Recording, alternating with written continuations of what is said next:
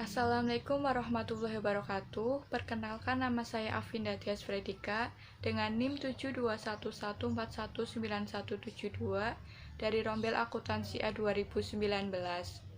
Di sini saya akan menjelaskan materi Sistem Informasi Manajemen bab 8 yang berjudul Informasi dalam Praktik. Informasi sebagai salah satu faktor penentu keberhasilan. Pada tahun 1961, The Ronald dari McKinsey & Company, salah satu perusahaan konsultan terbesar di Amerika, memperkenalkan istilah Critical Success Factor atau faktor penting penentu keberhasilan. Terdapat beberapa aktivitas penting yang akan menentukan keberhasilan atau kegagalan bagi semua jenis organisasi. Aktivitas-aktivitas penting tersebut adalah Critical Success Factor, dan faktor-faktor ini dapat berbeda dari satu jenis organisasi ke jenis organisasi lain. Sistem pemrosesan transaksi. Sistem pemrosesan transaksi digunakan untuk menjelaskan sistem informasi yang mengumpulkan data, yang menguraikan aktivitas perusahaan, mengubah data menjadi informasi.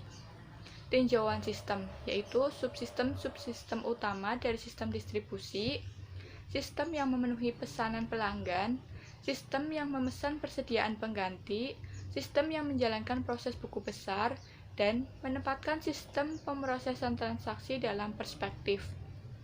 Sistem informasi organisasi. Terdapat sistem-sistem informasi untuk 4 area bisnis utama perusahaan, yaitu sistem informasi pemasaran, sistem informasi sumber daya manusia, sistem informasi manufaktur, sistem informasi keuangan. Selain itu, terdapat satu sistem informasi untuk tingkat eksekutif organisasi. Manajemen hubungan pelanggan. Manajemen hubungan antar perusahaan dengan pelanggan, sehingga baik perusahaan maupun pelanggannya akan menerima nilai maksimum dari hubungan ini. Strategi ini menyadari bahwa membina hubungan jangka panjang dengan pelanggan adalah suatu strategi yang bagus, karena mempertahankan pelanggan yang sudah ada biasanya akan lebih murah daripada mendapatkan pelanggan baru. Data warehousing.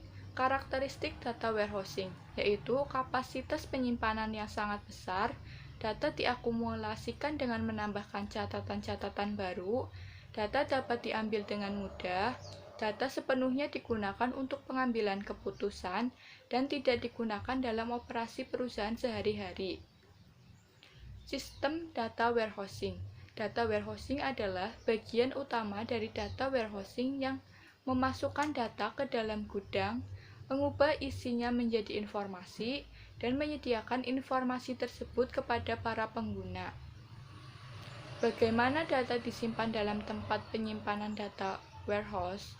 Dalam tempat penyimpanan data warehouse, terdapat dua jenis tabel yang disimpan dalam tabel-tabel terpisah, yaitu tabel dimensi dan tabel fakta. Tabel data akan digabung untuk menghasilkan suatu paket informasi. Penyampaian informasi. Proses yang dapat dilakukan untuk mendapatkan informasi dari data warehouse yaitu dengan beberapa cara, diantaranya drill down, roll up, drill across, dan drill through. OLAP. Segala jenis peranti lunak khusus yang telah dikembangkan untuk data warehouse yang dapat digunakan untuk menarik data dari tempat penyimpanan data dan mengubahnya menjadi informasi. Terdapat dua pendekatan untuk OLAP, yaitu ROLAP, Relational Online Analytical Processing, dan MOLAP, Multidimensional Online Analytical Processing. Data mining. Proses menemukan hubungan dalam data yang tidak diketahui oleh pengguna. Data mining membantu pengguna dengan menemukan hubungan dan menyajikannya dengan cara yang dapat dipahami, sehingga hubungan tersebut dapat menjadi dasar pengambilan keputusan.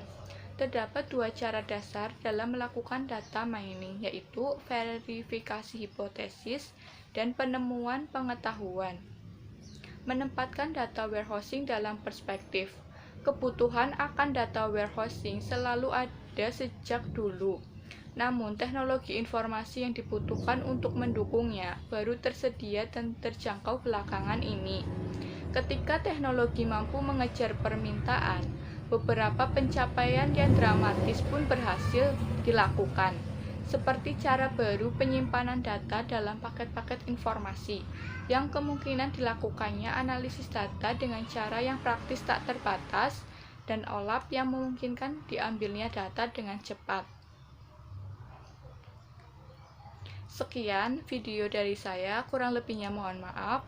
Wassalamualaikum warahmatullahi wabarakatuh.